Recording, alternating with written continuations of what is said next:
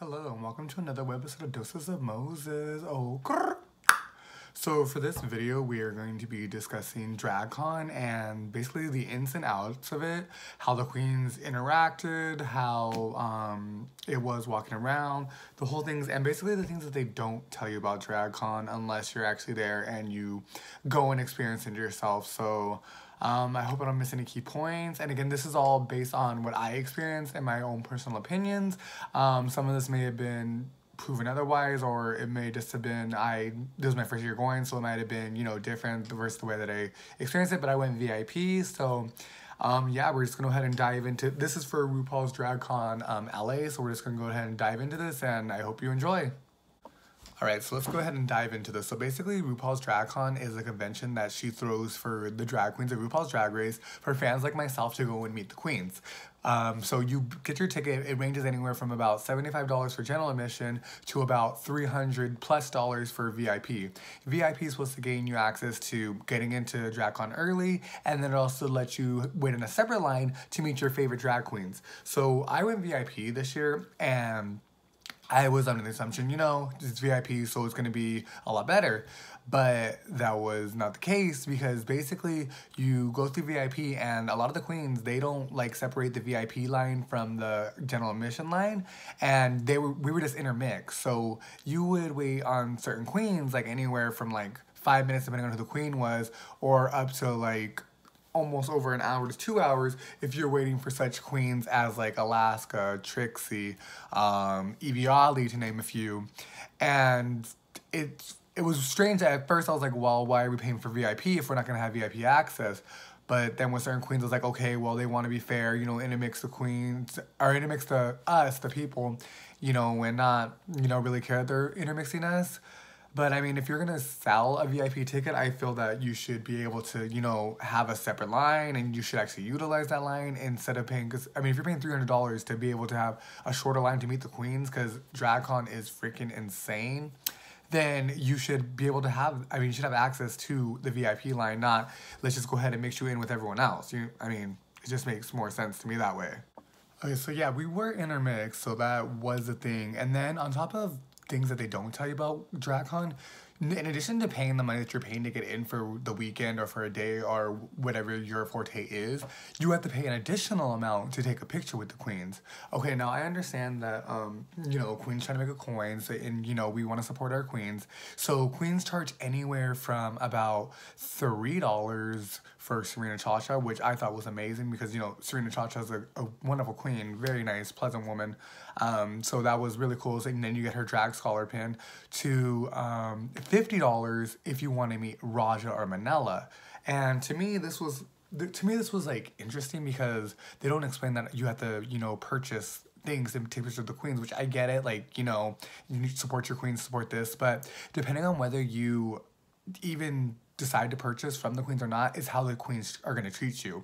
For instance, Adora Delano was walking by, and she hadn't been in her booth all day. I got there on Friday, and so Adora was not at her booth the entire time, and literally I remember seeing her around 2 hours prior to closing. Okay, this was around 6 o'clock, and Adora's walking by, and we weren't expecting oh, here, Adora, take a picture with me without buying your merch. But when approaching her, because it's Adora Delano, we're fangirling, we just go up to her and we're like, oh, hey, can we get a picture, please? If she would have said, oh, go to my stand, my fans have been waiting too, then we'll take one.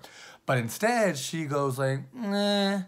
And then and her security swears that we're gonna, do something to her. We were just walking up to her and goes hey, no. And completely blocks off a door. And I'm just like, what? And I was just like, okay, I understand that, you're a heavyweight, for as far as the queens go that you want to meet and don't meet. But that was just, crazy, because then you have queens like Morgan McMichaels, India Farah, to name a few, Jiggly Caliente, that were walking around and were like, oh yeah, let's do this, take a picture with me, adore my fans, let's do this. And it's just, DragCon really releases the true nature of how these queens are. And I know that a lot of people, I don't like judging the queens before I meet them, so to hear that witness it firsthand that this is how a queen like Adora Delano, who's a fan favorite, is acting, it took me for a shock, because it's girl, we're the reason that you got here, and for you to be acting and thinking that you could feel some type of way is And this was, mind you, on the first day, so she was not like she was tired from Dragcon weekend yet, because like it's the first day. I mean, I get they have the bookings and stuff, but I mean that's what I got from that. Another honorable mention about the whole having to pay to meet the queens. Such queens like I was saying, like Raj and Manala, that was $50 per person, and same with queens such as like Blair Sinclair. And basically what I mean per person is, if you wanted to take a picture with one of the queens, like those names, you had to not only buy their merch, which like I said is fine, we're supporting our queens, but for instance, Raja's tent, I don't believe any of her merch that she was selling went up to $50. So if you bought something that was $20, they would charge your card as a $30 tip. Then you could go ahead and meet the queen. But that was per person. So if you were like in a group of 2, you had to spend $100 to basically, kai with her, meet or take a picture of the whole 9 yards.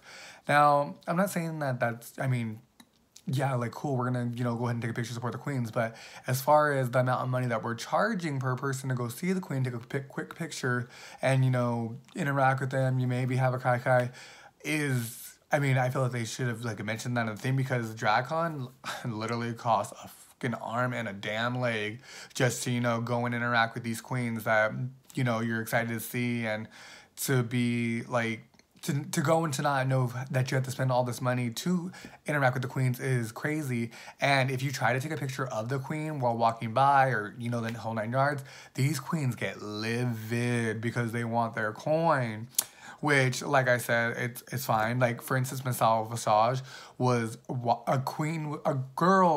fan was walking by and had snapped a picture real quick because she was recording. Michelle fucking broke her neck and was like, hey, you gotta go take a picture. You need to buy my merch. And I was like, damn. Because, like, I get that it's Masala Visage, so it was just, like, a little bit, thrown back. And then she was, like, yelling at her crew, and she was just having a bad day. Like, once again, this is on Friday. So, Saturday, I don't believe she was there, if memory serves me correctly. And then other queens, like Soju, a girl had already bought the merch to take a picture with Soju. And then Soju was talking with, I believe, Bible Girl. And the girl was getting ready to take a picture of Soju. And Soju's like, did you buy merch? And then I was like, girl, if you were paying attention to her, you would have saw she did buy merch. And then the girl told Soju, like, yeah, I did. And then her person said, yeah, she bought merch. And then she was like, oh, okay, come take a picture. And was all like kai and like acting real like cute and shit. I was just like, okay. But I mean, that was just insane, because like I said, like, for these queens to be acting some type of way and feeling some type of way, it's just like, it was baffling. But I do have to name drop a few queens that were actually very pleasant, and literally we're all about the fans, the friendship, and like, for instance, Jiggly Caliente. Okay, so she showed up on Sunday just for like a quick, little, hey, I'm here, which was so pleasant. Such a fabulous woman. She is so amazing, so nice, so kind, so everything. I went to go meet her because I wanted, obviously it's Jiggly Caliente, why wouldn't you want to meet her? And, I was kind of with her to have a conversation, it was real cute. So then I wanted to buy her merch, which she had some really cute pictures of herself. So I went to go, purchase one, and then her staff member said, oh, it's only cash only. And I was like, oh crap, I only have a credit card. So, I mean, I wasn't going to jip Jiggly. So I was going to go find an ATM. But then Jiggly's like, baby, don't even worry about it. She's like, you had a good conversation with me. You're fine. Just here, take your picture. And thank you for coming to see me. And like, to me, for a queen to like say that is like, damn. And the reason why I say that is because these drag queens, I understand that are... they have to pay for their booths. So basically, they have to pay for the Wi-Fi, they have to pay for the electricity, they have to pay if they want chairs, they have to pay for the stand. So basically, it adds up. And this is per day, not even just like for like the whole entire Dragcon, it's per day. And even if you want Wi-Fi, you have to pay for that per day. So I believe the bill that they're racking up and telling me, one of the queens, is like racking up to over about $1,000 to $2,000 per day. So I mean, you're canceling gigs, you're canceling like stuff, and for like that. So it's like, I get why some of the queens are charging as much as they're charging, but then like I don't get it, because then you have queens like Alyssa Edwards Alyssa Edwards did a free meet and greet. Miss Fame did a free meet and greet. So it's like, it's a give and a take, I guess per se, but it's just like you see the true nature of a lot of these queens, which, like I said, a lot of them were freaking fantastic, amazing, but then it was sad to see that some of these other queens are literally just there for the show and they don't give a crap about their fans per se, unless you're buying their merch. Then like, oh, come here, come say hi, come kai, and it's like, like before I was even buying your merch, you didn't even care about me. So it was interesting to see how they were. And for majority of you, that if you are gonna go to Dragcon next year, Friday it might be a day for you to skip, as the queens are show up as boys that day because they feel that Saturday is the bigger day. So that's when they show up in complete drag. And some queens don't even show up at all. Like for instance, Cameron Michaels was supposed to be there at her booth, and she was not at her booth like the whole entire time. And fans were like walking around, oh, where's Cameron Michaels? Where's Cameron Michaels? But the girl was never anywhere to be found. So that was an interesting take on a queen who's another fan favorite, but was never at her booth. So this brings me to another disturbing thing that I saw at Dragcon. Once again, this is my own personal opinions. This is what I saw. This is what I experienced. Things may be, you know, different otherwise, but I'm just shooting from what I experienced in my own personal experience. So take this with a grain of salt, you know, take it as you will. But security was, you know, walking through Dragcon, and, you know, obviously they're there to keep us safe and whatnot. And some girls were walking by on the pink carpet, and security was all trying, you know, trying to talk to them, trying to do this, that, and the other, until they found out that they were trans. The minute that they found out that they're trans, their faces went from like, huh, like all happy to, and giving disgusted faces. And to me, to be working at Dragcon where gay people are, you know, at, it doesn't make sense to me for why you're there in the first place. I mean, I understand it's your job, but if you know that that's going to be like a gay event that's going to be going on that day, and you know what kind of people are going to be there, then it doesn't make sense to be having these kind of people at a gay event, you know, making these kind of faces when it's supposed to be a family-friendly event. And for you to be acting like that, it baffles me that you would even want to allow those kind of people into Dragcon, knowing that it's going to be nothing but gay people, drag queens, you know, the LGBTQ community, and it's supposed to be a safe haven. And yet for it to have security that literally did that, it was just like, why are you here? What's the point of this? And I just feel that the security should be checked for. I don't know if there is a way to check for that, but it would just be nice to know that the security actually is okay with being at a gay friendly event.